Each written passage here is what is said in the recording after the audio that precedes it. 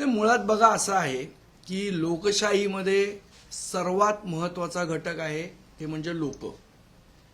आज ज्या पद्धतीने पक्षांतर अख्ख्या देशभरात होत आहे, म्हणजे टीएमसीचं असेल किंवा आपचं असेल, अगदी आपल्याकडे महाराष्ट्रात शिवसेना उभाटा पक्षामधनं काही लोक पक्ष चेंज केला. याला लोकमान्यता आहे का, हा महत्वाचा प्रश्न इथे तयार होतो. आज जगभरामधल्या देशामध्ये एक कॉन्सेप्ट आहे, तो म्हणजे पब्लिक रेफरंडम, अर्थात जनमत चाचणी. माझं असं म्हणणं आहे की ज्या लोकांना पक्ष बदलायचा आहे किंवा बदलायची इच्छा आहे, त्यांनी त्यांच्या त्यांच्या मतदारसंघात पब्लिक रेफरंडम घ्यावा, जनमत चाचणी घ्यावी की बाबा ज्या लोकां म्हणजे जे खासदार असतील, आमदार असतील, जे दावे करतायत की बाबा आम्ही हे लोकांच्या भल्यासाठी करतोय, मुळात लोकांना हे पटलंय का तुम्ही त्यांच्या भल्यासाठी करताय? लोकशाहीमध्ये दोन प्रकार आहेत. एक, ज्यांना सत्तेत बसवायचंय त्यांना लोक मतदान करून बहुमत देऊन सत्तेत बसवतात. त्याचप्रमाणे लोकशाहीमध्ये विरोधी पक्षाची सुद्धा भूमिका असली पाहिजे ही लोकांना वाटतं. त्याप्रमाणे लोक मतदान करतात की बाबा हे लोक या सत्ताधाऱ्यांवर वचक ठेवू शकतील म्हणून आम्ही यांना मतदान करतोय. आणि जर विरोधी पक्ष सत्ताधाऱ्यांमध्ये समाविष्ट व्हायला लागला तर सत्ताधाऱ्यांवर वचक ठेवणार कोण? म्हणून आमची ही मागणी आहे की ज्या खासदारांना किंवा ज्या आमदारांना किंवा ज्या लोकप्रतिनिधींना निवडून आलेल्या कुठलाही लोकप्रतिनिधी असो, त्याला जर पक्षांतर करायचं असेल तर त्यांनी जनमत चाचणी, पब्लिक रेफरंडम घ्यायला पाहिजे. आता पब्लिक रेफरंडमचं महत्व जर सांगायचं झालं तर आज तुम्हाला माहिती आहे, आज अमेरिकेमध्ये मिड टर्म पोल होणार आहेत, बरोबर? मिड टर्म पोल म्हणजे काय? 4 वर्षाची कारकीर्द आहे त्या प्रेसिडेंटची, त्याला 2 वर्षांनी पुन्हा एकदा जनतेच्या समोर जावं लागतं आणि जनता सांगते की आमचा तुमच्यावर विश्वास आहे की नाही. तर जर त्यांचा विश्वास नाही असं जर पब्लिक रेफरंडम आलं तर प्रेसिडेंटचे अधिकार हे सीमित केले जातात, ते कमी केले जातात. म्हणजे पूर्ण 4 वर्ष तुम्हाला वाटेल तशी वागायची मुभा त्यांच्या लोकशाहीत मिळत नाही. आणि हे जगभरात सगळ्यात होतंय. मग जगभरातली सर्वात मोठी लोकशाही कुठे आहे तर ती भारतात आहे. मग जर छोट्या छोट्या लोकशाहीमध्ये या पब्लिक रेफरंडमची तरतूद आहे, सार्वमत जनचाचणीची तरतूद आहे, तर ती भारतात का नाहीये? माझं तर अजून याच्या पुढे जाऊन म्हणणं आहे की शेड्यूल 10 मध्ये जे काय बदल आहेत त्याच्यामध्ये एक पब्लिक रेफरंडमचा पण क्लॉज ऍड करावा.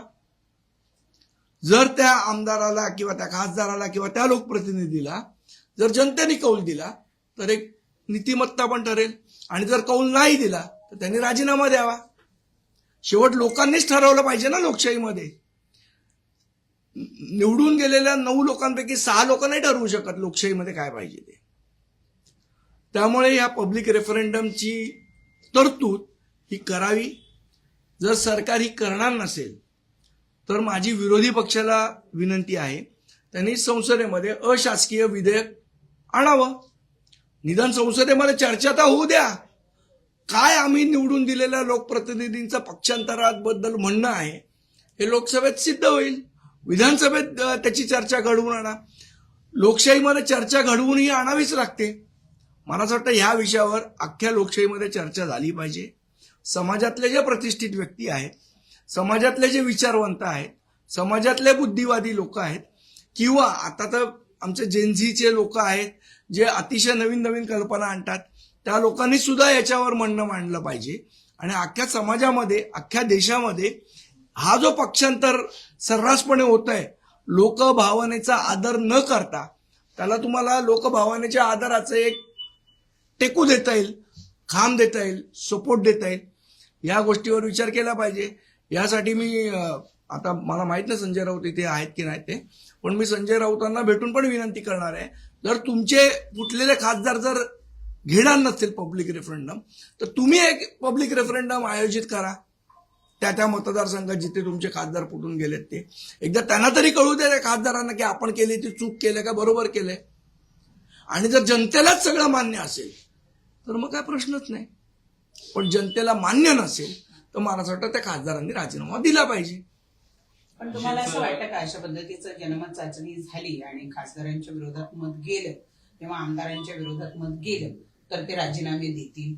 तेवढी नैतिकता आपल्या समाजात, आपल्या राजकारणात आता आपण निवडून दिलेल्या लोकांना नैतिकता असावी आणि असली पाहिजे अशी माझी भावना आहे. आता आहे की नाही आहे हे त्यांनी ठरवावं. असेच एकदा 6 जे नगरसेवक आहेत तुमचे ते देखील गेले कुठल्याही, मी तेच म्हटलं, कुठल्याही संदर्भात तुम्ही विचाराल नाही झाला ना तो. आता त्या विषयाला खूप दिवस झाले, खूप वर्ष झाले, पुलाखालनं बरंच पाणी वाहून गेलं. मी तुम्हाला तेच सांगतोय की पक्षाच्या बद्दल मी बोलत नाही की आमचे फुटले किंवा त्यांचे फुटले किंवा त्यांचे फुटले. उद्या जर एखाद्या भाजपच्या खासदाराला वाटलं की ज्या पद्धतीने देश चाललाय मला पटत नाही तर मी काँग्रेसमध्ये जायला पाहिजे, तर त्यांनी सुद्धा पब्लिक रेफरंडम घेतलं पाहिजे. मी हे काही एका व्यक्तीबद्दल किंवा हा झालेला इन्सिडेंट बद्दल बोलत नाहीये. उद्या भाजपमधले 10 लोक असतील, त्यांना वाटत असेल की सरकारची विदेश नीती चुकली आहे, सरकारची आर्थिक नीती चुकली आहे, तर मला आता काँग्रेसला साथ द्यायला पाहिजे, तर त्याला जर ते कायद्याने अलाउड नसेल तर त्यांनी पब्लिक रेफरंडम घेऊन त्या पद्धतीचं मला असं वाटतं मतदान करण्याचा पण अधिकार त्याला पाहिजे. शेवट लोकशाहीमध्ये मोठे कोण आहेत? पब्लिक, लोक. त्या लोकांचा एकदा निवडून दिल्यानंतर पुढे 5 वर्ष वचकच राहत नाही, तो वचक राहावा यासाठी ही कायदेशीर तरतूद करायला काय हरकत आहे? पण ही जनमत नेमकं कोणाच्या भरोशावर किंवा कोणाच्या संस्थेच्या बघा, पहिली गोष्ट तर जनमत करायचं की नाही हे जेव्हा ठरेल की बाबा हो करायचं, त्याच्यानंतर याचा मार्ग आपोआप निघेल ना. जर कायद्यातच तरतूद केली तर मला असं वाटतं निवडणूक आयोग सुद्धा जनमत चाचणी घेऊ शकतो. निवडणूक आयोगावर सतत सर्वच पक्षाकडून, म्हणजे तुमच्या पक्षांपासून ते सर्वच विरोधी पक्षांकडून ज्या पद्धतीची टीका केली जाते, बॅलेटवर करावं. जनमत चाचणी बॅलेटवर करायला काय हरकत नाही. माझं तर म्हणणं आहे की आता जर सरकार घेणार नसेल, हे खासदार घेणार नसेल, तर एखादी न्यूट्रल एजन्सी नेमून शिवसेना म्हणजे उद्धव बाळासाहेब ठाकरे गटांनी पण जनमत चाचणी घेऊ शकतात ना. जनमत चाचणी घ्यायला कायद्याने काही अडकाठी आहे असं मला माहित नाही. म्हणजे आता काय नवीन कायदे काय भारतीय जनता पक्षाने तयार केले असतील तर मला माहित नाही, पण कायद्याने अडचण नसावी लोकांचं म्हणणं काय ते ऐकून घ्यायला. मला असं वाटतं मध्ये एकदा ते वेगळा विदर्भ पाहिजे त्या लोकांनी पण जनमत चाचणी केली होती. त्यामुळे जनमत चाचणीला विरोध करायचं काहीच कारण नाहीये आणि कोणी करूही नाही. पण आता याच लोकसभेच्या वेळेला आपण बघितलं होतं, आपल्याकडे एक उदाहरण होतं सोलापूरच्या जवळचं, जिथं असा दावा केला गेला होता, लोकसभा नाही विधानसभेच्या वेळेला, जिथं दावा केला गेला होता की आम्ही काही गावांनी त्या उमेदवाराला मतं दिलेली नसताना सुद्धा उमेदवार जिंकून आला म्हणून तिथे निवडणूक संपल्यानंतर पुन्हा एकदा मतदान घेण्याचा प्रयत्न करण्यात आला होता. तर त्यावेळेला पोलिसांनी आणि निवडणूक आयोगाने सगळा तो हाणून पाडला. तसा प्रकार जनमत चाचणीच्या बाबतीत होणार नाही का? 2 वेगळ्या गोष्टी आहेत. एक, मी मतदान घेणं, निवडून आलेल्या व्यक्तीबद्दल हा वेगळा विषय आहे, आणि लोकांच्या भावना काय आहेत या समजून घेणं हा वेगळा विषय. हे 2 भिन्न प्रकार आहेत. त्यामुळे मला असं वाटतं त्या गोष्टीची ह्या गोष्टीबरोबर कंपॅरिझन होऊ शकत नाही. एकदा मतदान झाल्यावर तेच मतदान पुन्हा घेणं हा वेगळा प्रकार आहे. आणि जनमत, आज बघा ना, आज ब्रिटननी युरोपियन युनियनच्या बाहेर पडायचं की नाही पडायचं याच्या संदर्भात जनमत चाचणी घेतली आणि त्यांनी ब्रेक्झिट केलं. आज जर असा विचार करा की 2 वर्षांनी मिड टर्म पोल नसते अमेरिकेत, तर ट्रम्पनी इराण बरोबर तह केला असता का? आणि जर केला नसता, त्याच्या मनमानी पद्धतीप्रमाणे वागला असता, तर आज जगात काय अराजकता निर्माण झाली असती. त्यामुळे या चाचणीची किंवा या प्रक्रियेचा किती महत्व आहे ते मला असं वाटतं या 2 उदाहरणातून सिद्ध होतं. अनेक राजकीय पक्ष निवडणुकीच्या आधी सर्वेक्षण करून घेतात, पण आता त्या सर्वेक्षणांवर सुद्धा प्रश्न उपस्थित करण्यात नाही. बघा, ही प्रक्रिया कशा पद्धतीने राबवली जाऊ शकते असं तुम्हाला वाटतं? मला असं वाटतं, बघा, मी काही यातला खासदारांनी समजा आता युबीटीनी समजा या संदर्भामध्ये जनमत चाचणी करवली, ती त्यांच्या बाजूने गेली किंवा खासदारांच्या विरोधात गेली, तर ह्याच्यामध्ये काय असेल? बघा, याच्यामध्ये असं आहे, तुम्ही अनेक न्यूट्रल लोक नेमू शकता की ज्यांच्या अध्यक्षतेखाली जनमत चाचणी. उद्या काही रिटायर्ड निवडणूक अधिकारी असतील, त्यांनाही आपण अपॉइंट करू शकतो. मुळात घ्यायची इच्छा आहे का प्रश्न इथे निर्माण होतो. जर इच्छा असेल तर मार्ग निश्चित सापडेल. संदीपजी, 2 प्रश्न. तुम्ही म्हणालात की विरोधक आता सत्ताधाऱ्यांकडे वळताना पाहायला मिळतात. म्हणजे शिवसेना युबीडी पक्षाचे 9 मधून 6 खासदार जवळ असे, पण तेच 2/3 खासदार ठरवतात की आम्ही पक्ष आहोत. लोकशाहीमध्ये डोकींना म्हणजे हेडना महत्व आहे, ते पण तुम्हाला माहिती आहे. मी तेच म्हणतोय ना की हेड काउंट करा. आता त्याच्या समजा शेड्यूल 10 मध्ये एक तरतूद आहे की बाबा नुसता ते 6 जण नाही, तर ते 6 जणांबरोबर त्या ज्या मतदारसंघातले त्यांचे जे पक्षातले पदाधिकारी तेही त्यांच्याबरोबर आलेत की नाही वगैरे सगळं.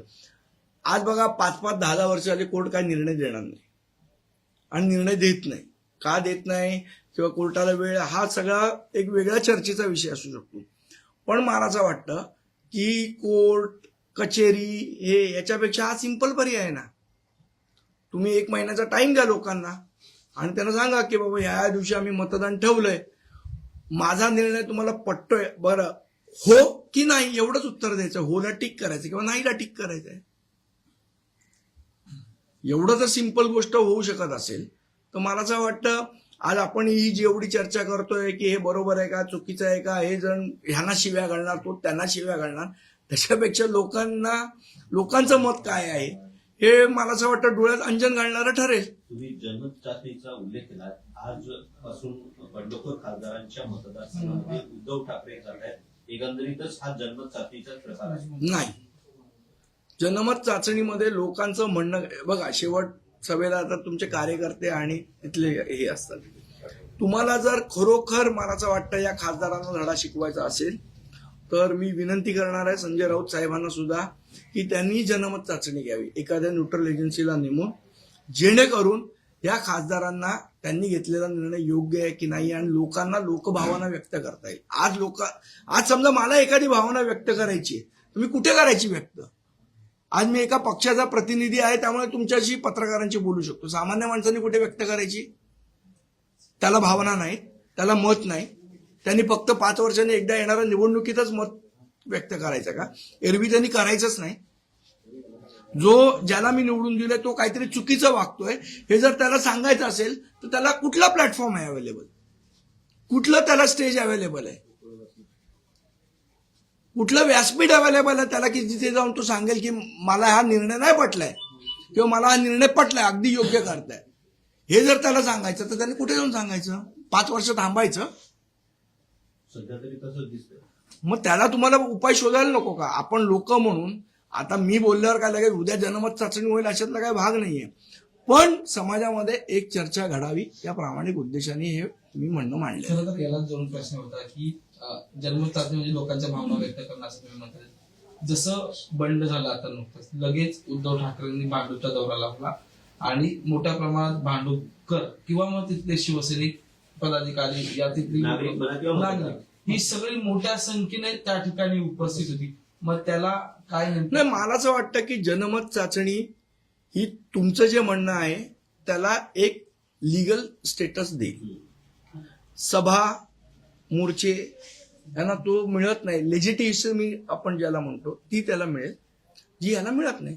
मग हे प्रत्येक लोकप्रतिनिधी बाबत असावं का? कारण की ज्यांच्यावर आता उद्धव ठाकरेंकडून टीका केली जाते तेच उद्धव ठाकरे मुख्यमंत्र्यांसोबत एकाच विमानानं प्रवास करताना पहिल्यांदाच हासून करतो. मला असं वाटतं ह्या कोलांट्या उड्या आहेत याच्याबद्दल लोकांचंही काहीतरी म्हणणं असेल ना, तर ते म्हणणं व्यक्त कसं होणार? तो व्यक्त करायचा जर कुठलं व्यासपीठ असेल ती जनमत चाचणी आहे. आम्ही तेच सांगतोय ना की जनमत चाचणी का करा, तर जो सामान्य नागरिक आहे त्याला त्याचं मत व्यक्त करायचं व्यासपीठ हे जनमत चाचणी असू शकतं. आता हे व्यासपीठ सामान्य लोकांना द्यायचं की नाही द्यायचं हे मला असं वाटतं आम्ही निवडून दिलेल्या राजकीय लोकांनी ठरवलं राजकीय पाहिजे. नेते म्हणून तुम्ही कालच्या या सगळ्या प्रवासात कसं पाहता? कुठल्या काल उद्धव ठाकरे, फडणवीस, संजय राऊत, अनिल देसाई सगळीच मंडळी एकाच मला वाटतं कोइन्सिडन्स असेल. मन की बात परत केले म्हणतात. मला माहित नाही, मी त्या विमानात नव्हतो, तुम्ही लोक होता, तुम्हीच सांगू शकता. संदीपजी, काल एक रेड जी आहे ती मुंबईतल्या सगळ्यात नावाजलेल्या नामांकित अशा जे रुग्णालयात झाली, ज्या रुग्णालयामध्ये व्हाईट प्लेटलेट्स आणि त्याचबरोबर रक्ताच्या ज्या पिशव्या आहेत त्या अयोग्य अवैज्ञानिक पद्धतीनं ठेवण्यात आल्याचं पुढे आलेलं आहे आणि त्यामुळे त्या सगळ्या सील करण्यात आलेल्या आहे. सगळ्या सर्वसामान्य माणसाचं हे रुग्णालय आणि त्या रुग्णालयामध्ये ही दुरावस्था बघायला मिळते. नुसतं जिजेचा विषय नाहीये, हे सगळं जे केम, सायन, नायर सगळ्या रुग्णालयात होतं वेगवेगळ्या पद्धतीने. मग कदाचित तिथे ब्लड सेल चांगल्या पद्धतीने ठेवत असतील, पण आज MRI मशीन बंद आहे, आज तुमची एक्सरे मशीन बंद आहे केएम सारख्या रुग्णालयात, तुमच्या बाकीच्या ज्या गोष्टी आहेत त्या बंद आहेत, त्याच्यासाठी चिठ्ठ्या लिहून बाहेर पाठवलं जातं. हाही अव्यवस्थेचाच भाग आहे ना. तर मला असं वाटतं या सगळ्यावर विचार करायला पाहिजे. आता ठीक आहे, मुंडे साहेब त्यांच्या पद्धतीने चांगलं काम करतायत, या गोष्टी उघड आणतायत, पण बाकीच्या गोष्टी कोण उघड करणार? आमच्या नगरसेवक नुसते गटाराची पाहणी करून होणार नाही ना, एकदा हॉस्पिटलमध्ये पण पाहणी केली पाहिजे. तुम्ही स्वतः केएमला व्हिजिट केली होती निवडणुकीच्या काळात MRI मशीनसाठी आणि एक्सरे. त्याच्यानंतर अमित साटम असतील किंवा मंत्री मंगल प्रभात लोढा असतील, ते म्हटले होते की निवडणुकीनंतर 3 महिन्यात ज्या आहेत त्या MRI मशीन या ज्या आहेत त्या रुग्णालयात दाखल होतील. 4-5 महिना सुरू झालेला आहे, अद्याप त्यावर कुठलीही चर्चा सभागृहात किंवा स्टँडिंगला आलेली नाही. दुर्दैव. धन्यवाद. नाही, दुसरा एक विषय होता. विषय काय होता, एक फार संवेदनशील मुद्दा बनलाय. त्यांचं मत असं आहे की दादरच्या स्मशानभूमीमध्ये जी बांबू वापरली जातात किंवा साठी जे बांबू वापरतात त्याचा वापर दिवाळी कंदीलसाठी केला जातो आणि ते कंदील माहीमध्ये विकली जातात. असं कोण बोललं? विशाल माहित नाही मला. मला कल्पना आहे त्या विषयावर मी कसं बोलू.